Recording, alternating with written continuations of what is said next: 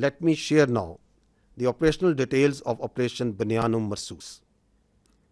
Ladies and gentlemen, Pakistan's response was a textbook demonstration of integrated tri-services jointness enabled by real-time situational awareness, network-centric warfare capabilities, and seamless multi-domain operations.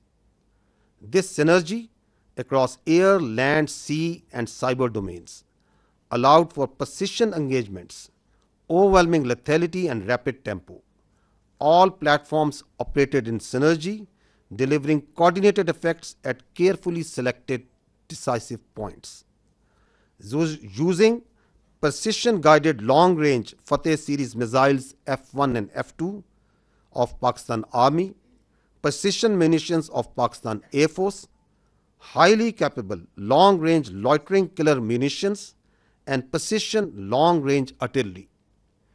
26 military targets as well as facilities that were used to target Pakistani citizens and those enterprises that were responsible for fomenting terrorism in Pakistan were engaged in Indian illegally occupied Jammu and Kashmir and also mainland India.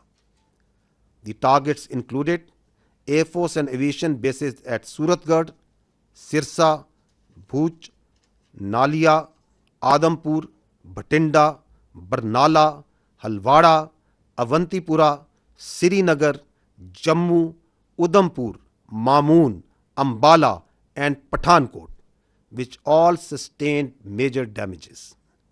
BrahMos storage facilities at Beas and Nagrota were also destroyed, which had fired missiles on Pakistan, killing innocent civilians, our flower-like children, our ladies, and our elderly. S-400 battery system at Adampur and Bhuj was also attacked by our proud Pakistan Air Force. Military logistic and support sites which helped sustain this unlawful operation against innocent Pakistani civilians, like Field Supply Depot at Uri and Radar Station at Poonch, were also targeted. Military command headquarters, which helped plan the operational killing of our innocent citizens, especially the children, including 10th Brigade and 80 Brigade at KG Top and Nushaira, were also destroyed.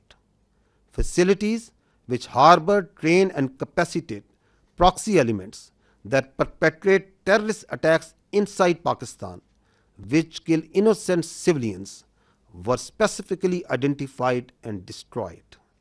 These include intelligence fusion support units and its forward field elements at Rajouri and Nowshera.